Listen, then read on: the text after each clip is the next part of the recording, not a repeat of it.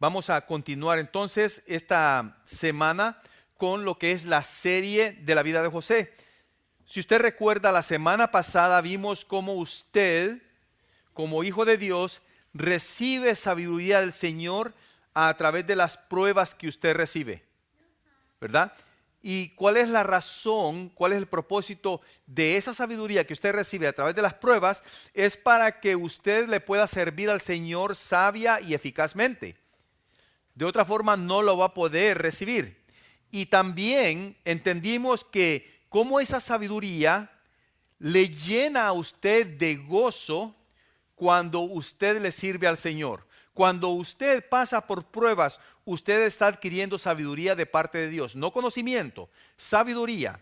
Y una vez que usted adquiere esa sabiduría, usted le sirve al Señor y lo hace con gozo, porque usted puede entender el amor, el cuidado, todos los atributos de Dios. Eso es lo que vimos la semana pasada. Y esta semana, esto fue a través de la vida de José.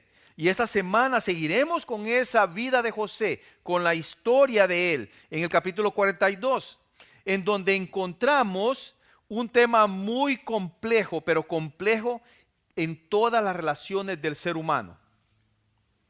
¿Cómo trata Dios con su pecado y con mi pecado? Eso es lo que vamos a entender, vamos a ver en la vida de José en el capítulo 42. ¿Cómo trata Dios con el pecado del ser humano?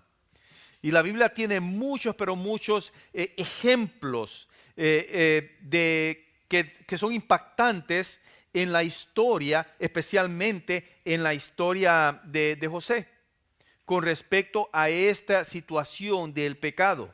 Específicamente cuando José se encuentra con sus hermanos, con sus 10 hermanos, después de 22 años. Durante los primeros 2 años de hambruna que hubieron en toda la tierra de Egipto y en toda la tierra de Canaán. Y cuando vemos esta hambruna que estaba azotando toda esta área, nos damos cuenta de que esta hambruna tenía un propósito perfecto y específico en los planes de Dios. La Biblia nos da enseñanzas importantes en las cuales yacen las consecuencias del pecado. Si usted lee, si usted pone atención en muchas porciones de la palabra del Señor, de la Biblia, va a encontrar que da a conocer las consecuencias del pecado, pero también da el tratamiento que recibimos de parte de Dios para limpiarnos y así recibir bendición. Ese es el propósito de todas estas historias, de todas estas pasajes que habla acerca de esto. Y puede ser que usted piense que no existe un tratamiento para que Dios nos limpie de nuestros pecados y así bendecirnos. Usted puede decir que ya usted recibió perdón y que ese perdón está basado en el sacrificio de Cristo Jesús en la cruz.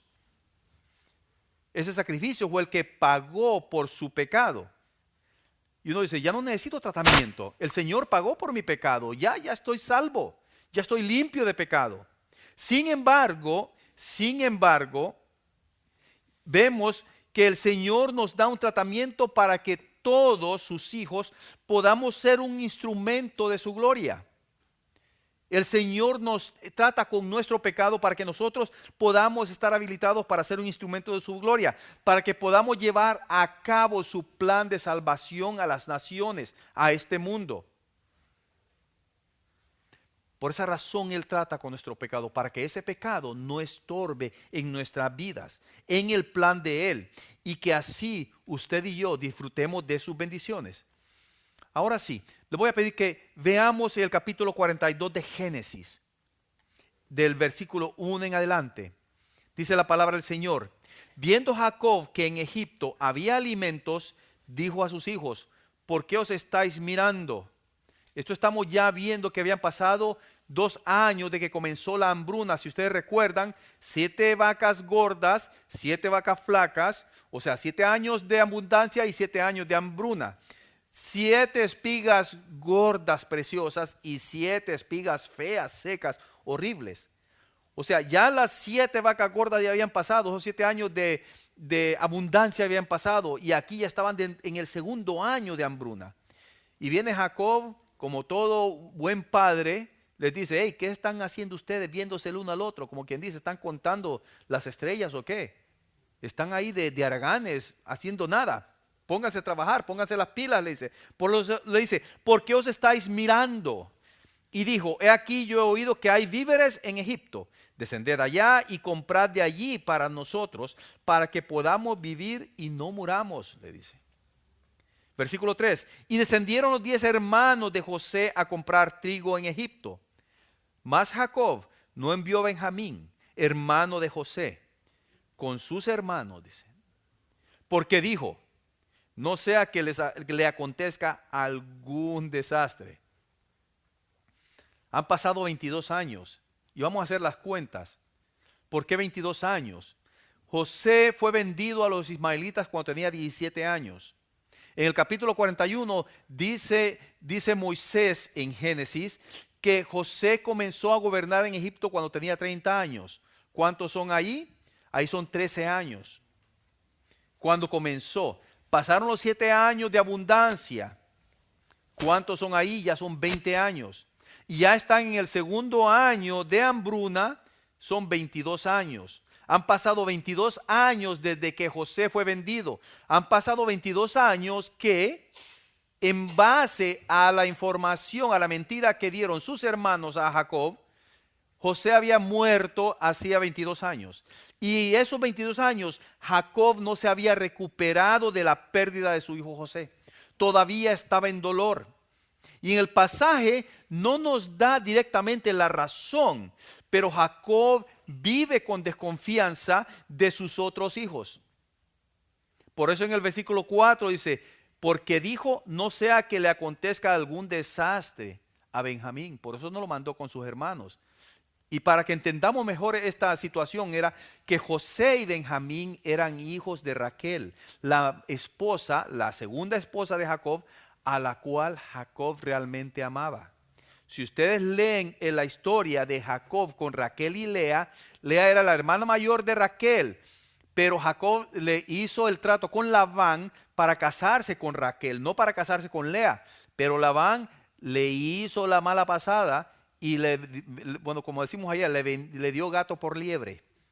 O sea que en la noche de bodas, como se ponían un velo encubiertas las mujeres, le entregó a Lea. Y como decía la hermana María el domingo pasado, después del gustazo viene el trancazo. En la mañana siguiente se da cuenta Jacob de que no es Raquel, sino que es Lea. Y el hombre tiene que trabajar otros 7 años más para poderse casar con Raquel. Porque en realidad él no amaba a Lea, él amaba a Raquel. Y da la casualidad que Raquel es estéril. Pero el Señor en su misericordia, después que le da 10 hijos con Lea y con sus concubinas, le da 2 hijos más, a José y a Benjamín. Pero José, como si usted ha leído la historia, José era el hijo favorito de Jacob. Y eso generó muchos problemas entre José y sus hermanos. Pero como Jacob amaba a Raquel, el segundo hijo era Benjamín. Y también entonces él amaba más a los hijos de Raquel que los hijos de Lea y de sus otras concubinas. Y ahí estaba el problema. Amaba tanto a Benjamín, era su consuelo, que dijo, no, no lo voy a mandar con mis otros hijos. Puede ser de que Jacob vivía con desconfianza de sus hijos, porque estos hombres todavía practicaban esa conducta conflictiva y malvada que los llevó a odiar y a vender a su hermano José. Puede ser que dentro de esos 22 años, Jacob los miraba y decía, estos no han cambiado. Parece ser de que esto es como ese tipo de madera que nunca le entra barniz. Y estaba viendo él de que podía ver esa maldad que había en ellos. Por esa razón es que Jacob retiene a Benjamín. Vaya a ser de que estos tengan todavía ese resentimiento. Ya que este Benjamín es hermano de José, también le vamos a dar corte. Y también lo podemos hacer algo. Jacob estaba en desconfianza por esos 22 años. Y sabía él que sus hijos no habían cambiado su mala conducta. Y esto, si ponemos a pensar en el trasfondo de que Jacob es hijo de Isaac y es hijo de Abraham, al cual Dios le dio la promesa de que en él iban a ser benditas las naciones, que de él iba a levantar una gran nación, Esto nos pone a pensar, bueno, estos son hijos a los cuales se les ha dado esta promesa. Y debemos dentro de las escrituras de que ellos son los padres de este pueblo escogido de Dios. Y usted se pone a pensar un momentito, aquí hay una contradicción. Y una contradicción con respecto al plan de Dios con Israel.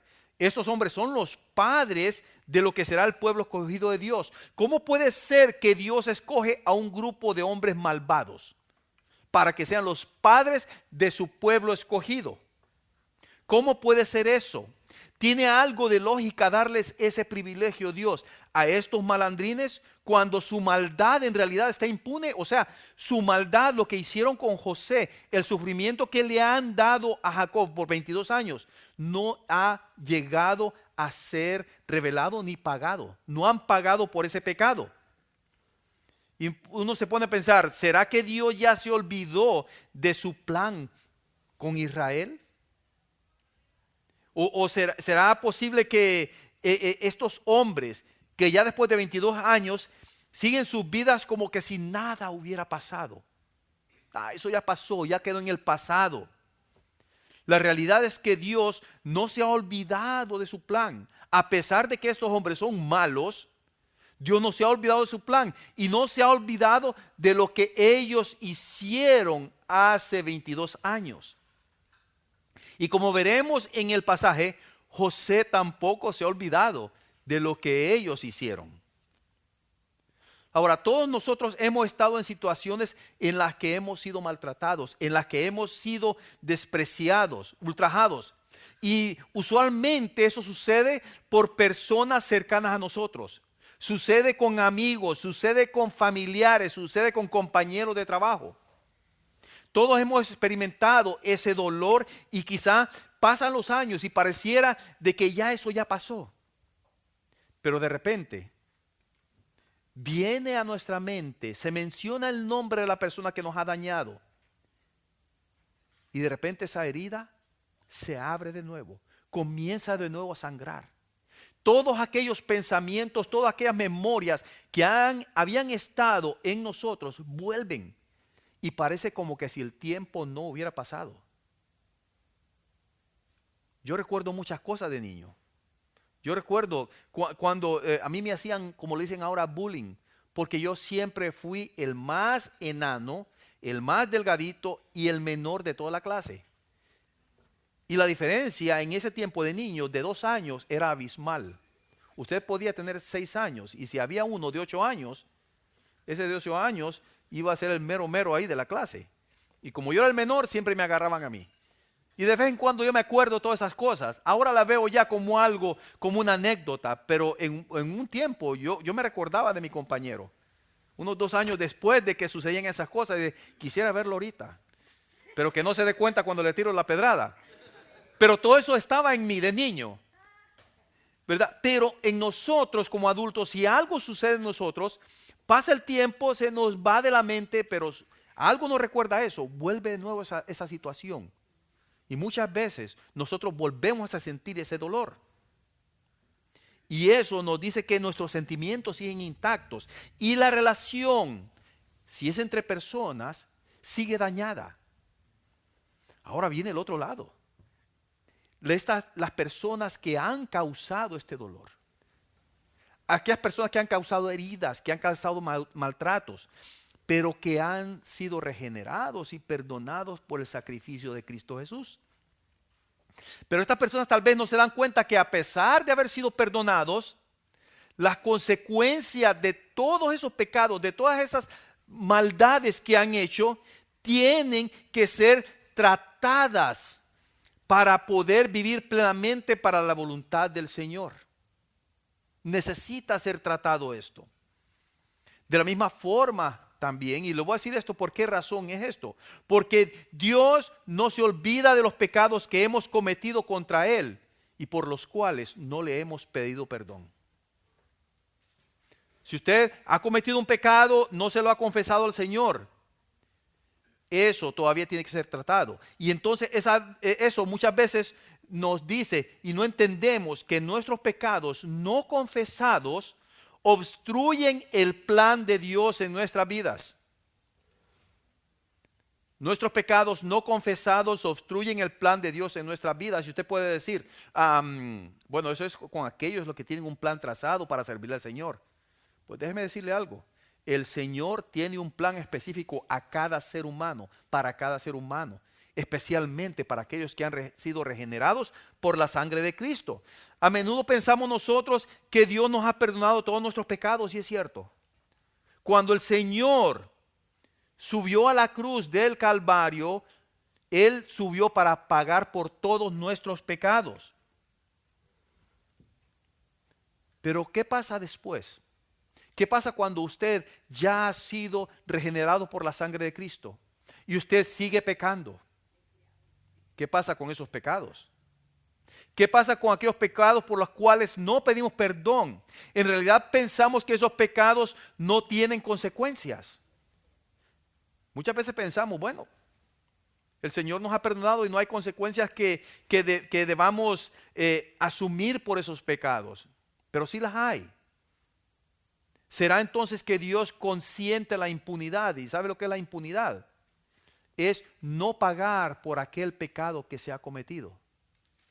Y muchas veces puede ser que usted esté ahorita pensando un momentito, usted está contradiciendo lo que dice la palabra del Señor, que de modo que si alguno está en Cristo, nueva criatura es, las cosas viejas pasaron, todas son hechas nuevas. Eso es con su identidad. Ahora usted es una nueva persona. Y lo que quiere decir de que usted ya no va a pecar, ya no va a cometer los pecados que antes hacía. Pero si nosotros seguimos cometiendo los mismos pecados, hay un pequeño problema ahí, por no decir un grave problema. Y parece ser que los hermanos de José pensaban así. Pensaban así ellos. Ya estuvo, esto ya pasó, borrón y cuenta nueva. Y es posible que ellos creían que olvidándose del mal que habían hecho era suficiente.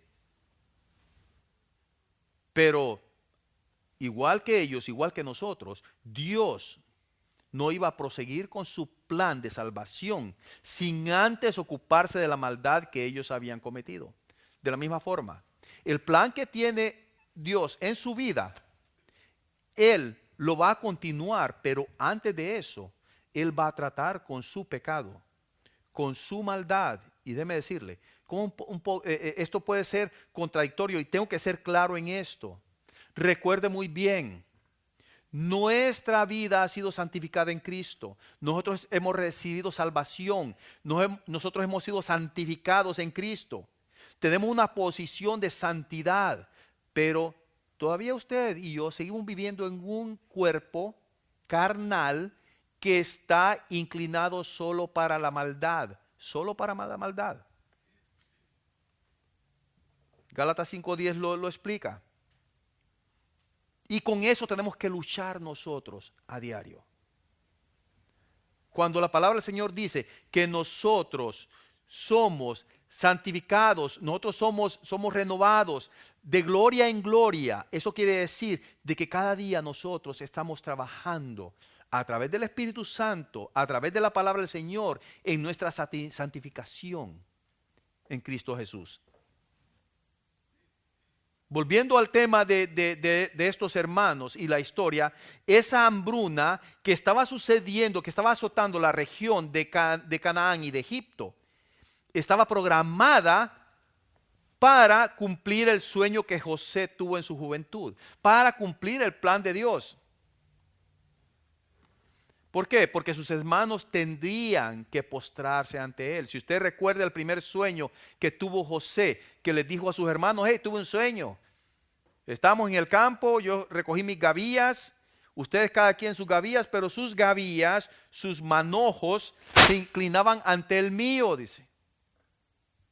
Estaba hablando solo de los 10 hermanos, porque ellos eran los que estaban trabajando, Benjamín no estaba trabajando. Pero después tiene otro sueño y dice ahí de que eran 11 estrellas, el sol y la luna también se inclinaban ante él. Ahora ahí ya está incluyendo a Benjamín, a su padre y a su madre. Pero ¿cómo puede ser posible esto si su madre ya había muerto? Estaba Benjamín, que era el sucesor de su madre con este aspecto. O sea, el primer sueño se estaba cumpliendo en el momento que ellos llegaron a Egipto. Vean lo que dice del versículo 5 en adelante. Vinieron los hijos de Israel a comprar entre los que venían, o sea que había más gente que iba a comprar alimento a Egipto, porque había hambre en la tierra de Canaán. Y José era el señor de la tierra, quien le vendía a todo el pueblo de la tierra. Y llegaron los hermanos de José y se inclinaron a él rostro a tierra. Si usted lee Génesis 37:7, usted va a ver ahí este primer sueño.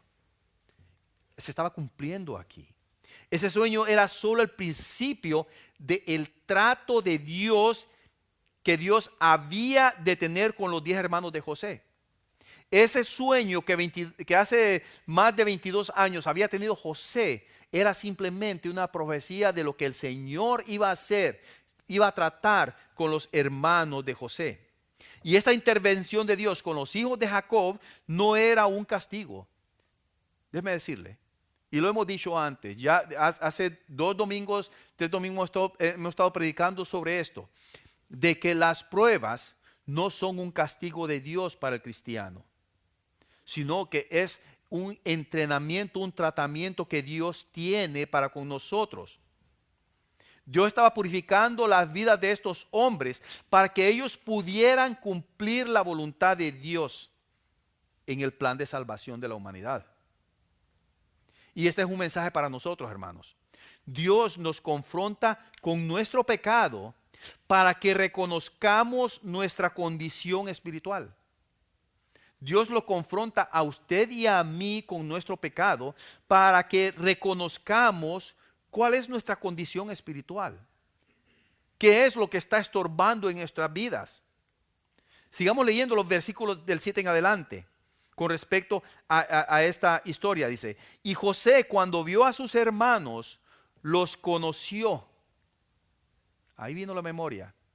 Se abrió de nuevo la herida. Dice, mas hizo como que no los conocía y les habló ásperamente. Estas emociones, estos sentimientos salen a flote. Y va con el machete desenvainado José y les comienza a hablar ásperamente y les dijo, ¿de dónde habéis venido? Ellos respondieron, de la tierra de Canaán para comprar alimentos. José pues conoció a sus hermanos, pero ellos no lo conocieron. Ya me imagino, el hombre estaba rapado. En ese tiempo, si usted pertenecía a la corte real de Egipto, lo primero era que le iban a rapar la cabeza por el problema de que había piojos en Egipto. Y ellos se rapaban la cabeza y usaban peluca. Y aparte de eso, se rapaban las cejas también y se pintaban las cejas, se pintaban los ojos. Y esto lo hacía a José irreconocible con respecto a sus hermanos. Entonces, el versículo 9, se acordó José de los sueños que había tenido acerca de ellos. Yo me imagino a este hombre. Aquí estaba, pero con todas esas emociones, diciendo, ahora es cuando me las pagan todas. Estaba luchando con estos sentimientos. Dice, entonces se acordó José de los sueños que había tenido acerca de ellos y les dijo, espías sois, por verlo descubierto del país habéis venido. En otras palabras está diciendo, ustedes son espías, están viniendo para reconocer todo, para ver cuáles son las partes más débiles de Egipto. Ellos le respondieron, no, Señor nuestro, sino que tus siervos han venido a comprar alimentos. ¿Cómo se cumple? De la misma boca de ellos dicen, somos tus siervos, somos tus servidores. Versículo 11, todos nosotros somos hijos de un varón. Están diciendo una verdad. Aquí viene el problema. Somos hombres honrados. Somos hombres honrados. Ya la memoria les estaba fallando, 22 años, ya habían olvidado todo. Tus siervos nunca fueron espías. Versículo 12. Pero José les dijo, no, para haberlo descubierto el país habéis venido. Y ellos respondieron, tus siervos somos 12 hermanos, hijos de un varón en la tierra de Canaán, y he aquí el menor está hoy con nuestro padre y otro no parece. O sea, el otro ni sus luces, a saber dónde está. ¿Se fijan? Verdad a medias. El menor está hoy con nuestro padre y el otro lo vendimos de esclavo. No dijeron eso. No parece. No es nuestra culpa. 14. Ya me imagino en este momento José le está hirviendo la cabeza. Se le puede imaginar humo saliendo de la cabeza del enojo, de toda aquella rabia, de aquella frustración que él está pasando. Y José les dijo: eso es lo que os he dicho, afirmando que sois espías. El 15. Es importante este versículo. En esto seréis probados. José los está probando y les dice: vive Faraón, que no saldréis de aquí, sino cuando vuestro hermano menor viniere aquí. A ver si es cierto que están diciendo la verdad. Dice: enviad a uno de vosotros y traiga a vuestro hermano, y vosotros quedad presos, y vuestras palabras serán probadas si hay verdad en vosotros. Y si no, vive Faraón, que sois espías. Entonces los puso juntos en la cárcel por 3 días. Y al tercer día les dijo José: haced esto y vivid, yo temo a Dios. Fíjense bien que José los prueba para ver qué tan, si han cambiado estos muchachos, estos hombres. Ya estaban en sus 50 por ahí, entre 40 y 50. A ver, ¿quién se va a ofrecer para ir atrás de su hermano? ¿Quién se va a arriesgar a ir solo? Ninguno. Yo no me arriesgo.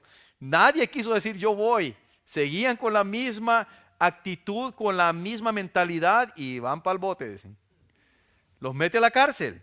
Dice el 18 de nuevo: y al tercer día les dijo José: haced esto, vivid, yo temo a Dios. Si sois hombres honrados, quede preso en la casa de vuestra cárcel uno de vuestros hermanos, y vosotros id y llevad el alimento para el hambre de vuestra casa.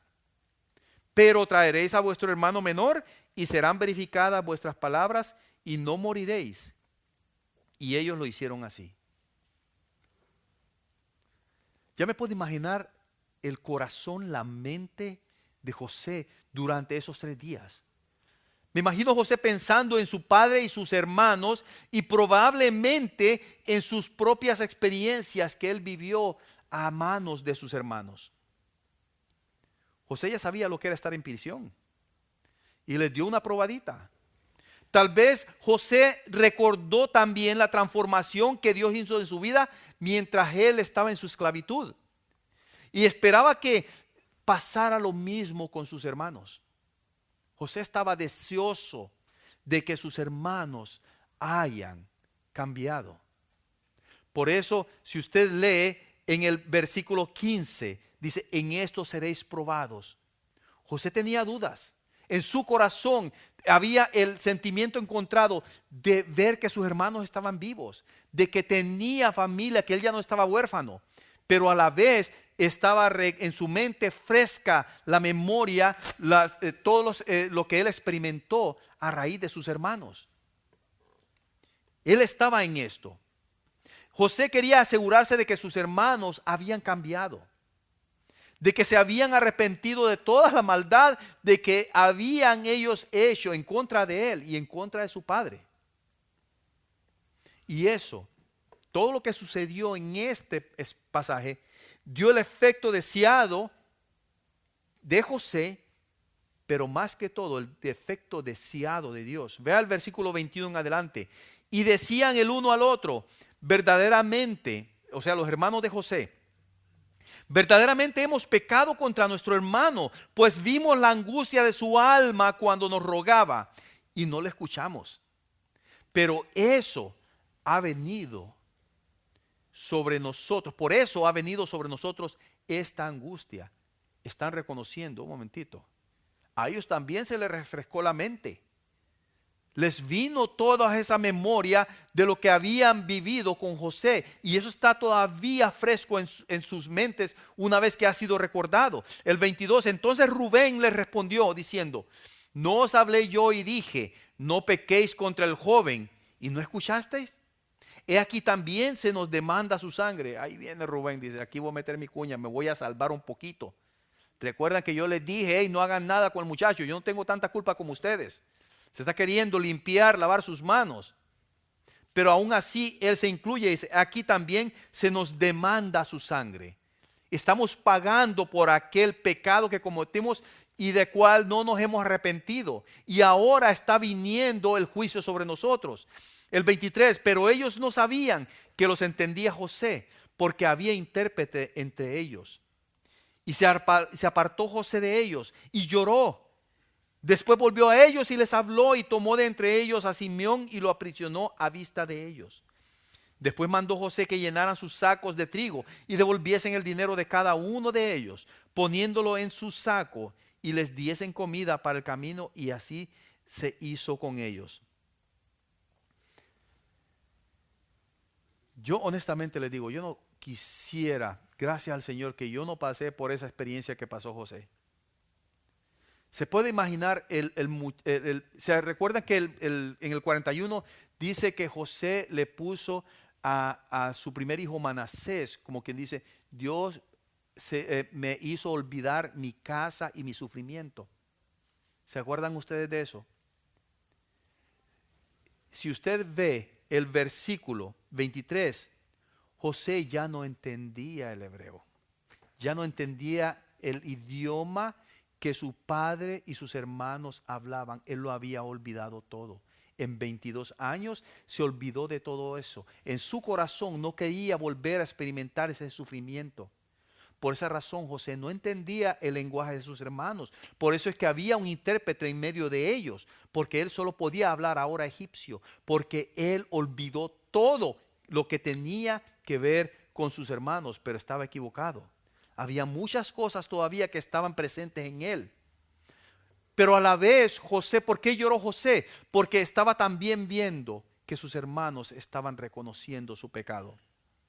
Y José quería asegurarse de que sus hermanos habían reconocido ese pecado y que se habían arrepentido. Si usted ofende al Señor, tarde o temprano, será confrontado con su pecado. No para recibir el castigo, como lo dijo anteriormente, por ese pecado, porque ese castigo lo recibió el Señor Jesucristo en la cruz. Usted será confrontado para reconocer su condición de pecado. Y puede ser que eso lo lleve a usted a situaciones muy, pero muy difíciles en todos los aspectos de su vida. Y digo que lo puede llevar hasta que usted no reconozca, hasta que usted no se humille al Señor. Porque el Espíritu Santo lo va a exhortar, lo va a llevar a que usted pida perdón, ya sea a su hermano, a su hermana, a quien usted haya ofendido, o a aquella persona contra cual usted haya pecado. No importa quién haya sido, pero el Señor desea que usted reconozca su pecado. Y esto es muy difícil para cualquier persona reconocer que ha pecado, especialmente para aquellos que están sirviendo, que se esmeran en obedecer a Dios. Aquellos que entienden el sacrificio de Cristo Jesús y dicen, yo quiero servirle al Señor, pero todavía no han entendido lo que esto significa. Pero cuando usted medita en su vida y reconoce que ha ofendido al Señor, su mente y corazón van a entender que Dios quiere poner en orden su vida. Dios quiere poner en orden su vida para mantener con usted una relación de bendición. Déjeme repetirlo de nuevo. Dios quiere poner en orden su vida para mantener con usted una relación de bendición. Vea lo que dice el salmista en el Salmo 32, del 1 al 5. Salmo 32, del 3 al 5. Mientras callé mi pecado, mi cuerpo se consumió con mi gemir durante todo el día, porque día y noche tu mano pesaba sobre mí. Mi vitalidad se desvanecía con el calor del verano. Te manifesté mi pecado y no encubrí mi iniquidad. Dije, confesaré mis transgresiones al Señor. Y esto es lo más precioso. Y tú perdonaste la culpa de mi pecado.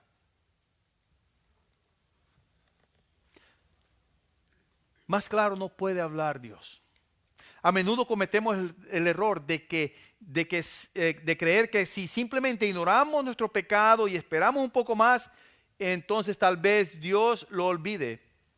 Tal vez usted trate de mantenerse ocupado lo suficiente. Tal vez usted se esmere en servirle, en dedicarle más de su vida, más de su esfuerzo, más de sus talentos al Señor, pensando que eso es lo que va a quitar la consecuencia de ese pecado. Pero la culpa, ese pecado, las consecuencias no se borra con el tiempo, y a veces todo lo que hacemos no da el fruto esperado porque nosotros no hemos reconocido lo que hemos hecho. Esa es la razón por la cual Dios pone en orden nuestra vida en todos los aspectos. Y no estoy hablando que Él en un momento lo hace todo esto. Él pone en orden nuestra vida paso a paso, centímetro a centímetro. Él lo va haciendo. Pero lo hace para que usted, para que yo podamos servirle de una forma sin límite. Para que nuestra bendición también no sea ininterrumpida. Vea lo que dice el versículo 25 en adelante. Después mandó José que llenaran sus sacos de trigo y devolviesen el dinero de cada uno de ellos, poniéndolo en su saco, y les diesen comida para el camino. Y así se hizo con ellos. Y ellos pusieron su trigo sobre sus asnos y se fueron de allí. Pero abriendo uno de ellos su saco para dar de comer a su asno en el mesón, vio su dinero que estaba en la boca de su costal. Y dijo a sus hermanos: mi dinero se me ha devuelto, y helo aquí en mi saco. Entonces se les sobresaltó el corazón, y espantados dijeron el uno al otro: ¿qué es esto que Dios nos ha hecho? ¿Qué es esto que nos ha hecho Dios? Y venidos a Jacob su padre en tierra de Canaán, le contaron todo lo que les había acontecido. Vea usted, hasta que si ellos estuvieran en paz con el Señor, en paz con su hermano, si toda su vida estuviera ordenada ante el Señor, si ellos encuentran ese dinero ahí, no hubieran sentido lo que sintieron. No lo hubieran sentido. Hubieran sentido algo diferente. Hubieran visto en su exclamación que esto que nos ha hecho Dios sería de gratitud, sería de alegría, pero no lo fue así. Dice que se les sobresaltó el corazón. Yo no sé a cuántos de ustedes les ha dado una taquicardia. Pero ¿sabe una cosa? Eso es feo. Eso es feo. Salir que el corazón le late fuertemente y usted siente que toda la caja torácica, todas las costillas se le salen, le brincan. Tal vez uno dice, bueno, ¿por qué me está pasando eso? Tal vez un susto. Pero eso es lo que estaba sucediendo con estos hombres. Pero estos hermanos finalmente están comenzando a admitir su culpa 22 años después. Y no solo eso, admiten que Dios está detrás de todo lo que les está pasando. Finalmente están diciendo, ay, Dios es el que está, ¿por qué no está haciendo esto? Y hasta se hacen ahí los que no entienden. Se hacen los franceses en medio de hispanos que no entienden ni una palabra de español. Dicen, ¿qué es esto que nos ha hecho Dios? ¿Sabe una cosa? Muchas veces esto es una arma de doble filo para el cristiano. Es probable que usted esté esforzándose en alcanzar muchas cosas. Es probable que usted se esté esforzando por estudiar, por sacar una carrera, por alcanzar esa meta de capacitarse para tener una mejor vida. Es probable que usted se esté esforzando por encontrar un buen trabajo, o tiene un buen trabajo, o está esforzando para alcanzar un aumento. Es probable que usted se esté esforzando para tener una mejor relación entre su familia. Es probable que usted esté esforzando para servirle al Señor de una mejor forma.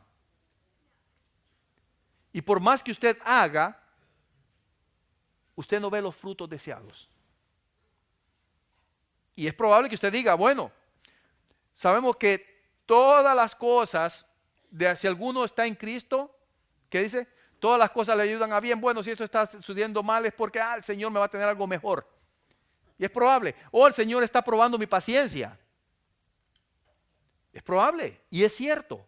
El Señor nos prueba. Pero también está el otro punto. Bueno, si no estoy alcanzando aquí algo, Señor, ¿qué está sucediendo en mi vida?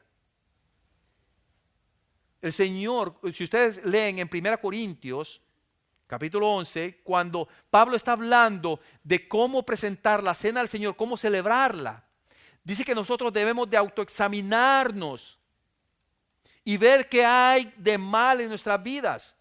Porque dice que cuando uno toma el sacrificio de Cristo, cuando uno toma la cena indignamente, dice que juicio come y bebe para sí. Y por esa razón muchos duermen, dice. No dice por esa razón muchos se van al infierno. Por esa razón muchos han sido cortados de esta vida porque no han escudriñado su corazón para ver qué es lo que está estorbando en sus vidas para tener una mejor relación con Dios.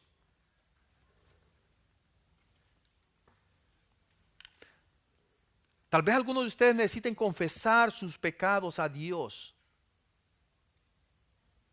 Ese pecado que tal vez han estado llevando consigo durante mucho tiempo y quizás tal vez décadas. Escuche bien esto es esencial. Esto es esencial para cada uno de ustedes, para mí también. No importa cuán grande o trivial o cuán mínimo vea esa ofensa que tal vez usted ha hecho.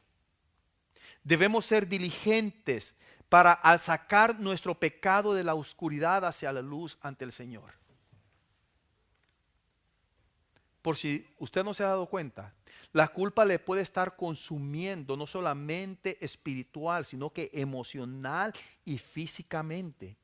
Y eso puede llegar a afectar sus relaciones con otras personas. Y sobre todo le está afectando su relación con Dios. Ahora, al tratar de olvidarse de su pecado, que no ha confesado, usted lo que está haciendo es simplemente posponiendo, alargando ese tratamiento que Dios está llevando a cabo en su vida. Tarde o temprano, Dios se encargará de confrontarlo a usted con su pecado. Y el mejor consejo que yo le puedo dar es que no lo posponga, mejor confiéselo al Señor. El paso del tiempo no borra el pecado ni su culpa. No importa cuánto tiempo haya pasado. Pero eso fue hace muchos años y ya lo olvidó la persona y esto y lo otro. No. Pero también muchas personas no aceptan su responsabilidad de ese pecado por miedo de que Dios no los vaya a perdonar. Piensan que Dios no tiene la capacidad de perdonar. Pero déjeme decirle algo, no importa cuán grande sea su pecado, el perdón de Dios sobreabunda. El perdón de Dios es más grande que cualquier pecado que usted haya cometido. No caiga también en el error de tratar de ganar el favor de Dios por medio de una vida buena y justa. Porque eso nunca podrá suceder. Porque solo la gracia de Dios, su regalo, ese regalo que no merecemos. Gracia quiere decir que usted recibe algo que no merece. Y ese sacrificio de Cristo Jesús en la cruz es un regalo para nosotros que nosotros no merecíamos. Porque usted y yo merecemos pagar por nuestro pecado. Pero Él, por amor, tomó su lugar, mi lugar en la cruz. Porque solo su sangre, solo la sangre de Cristo Jesús es la única que podía lavar la mancha del pecado y hacerla blanca como la nieve. Nadie más. Tal vez usted ha depositado su fe en Jesús ya hace años, hace un tiempo, pero tal vez continúa con una vida de que peco, no peco, sé lo que estoy haciendo, pero no lo dejo de hacer. Y quiere decirle ahora: Señor, confieso mi pecado ante vos, Padre. Deseo no seguirte ofendiendo con lo que hago. No quiero seguir practicando esto porque te ofende. No quiero seguir practicando algo por lo cual tu hijo murió. Hoy puede pedirle ante el Señor, reconocer ante Él, pedirle perdón por su pecado y así comenzar a disfrutar plenamente de su gracia. Puede ser que tal vez usted también no ha experimentado esa admirable gracia de Dios. Puede ser que usted no ha experimentado el perdón de Dios en su vida. Y hoy es el día que usted puede experimentar eso. No sé, vea, el perdón es algo eterno. Usted no tiene necesidad de pedirle perdón 500 veces por algo que cometió ya y por algo que ya le pidió perdón. Pero déjeme decirle algo. Si usted se va de este mundo, no importa cuántos años viva, si usted no ha reconocido que nació con esa naturaleza de pecado, si usted no se ha humillado ante el Señor y le ha pedido perdón por sus pecados y le ha reconocido como su Señor y Salvador, no importa cuán moral, cuán justa su vida sea, el día que usted muera, usted va a mantenerse eternamente y para siempre separado de la presencia de Dios. Solo la gracia de Dios es la que puede perdonarle y darle vida eterna. Déjeme decirle, el Señor está con sus brazos abiertos. No lo está esperando a usted. Él está sobre usted, esperando el momento que usted reconozca su condición de pecador, que reconozca que solo Él le puede dar salvación, esperando que usted le diga: Señor, sé mi Salvador, reconozco mi pecado, reconozco que moriste por mí en la cruz y quiero que trates con mi condición de pecador. Oremos.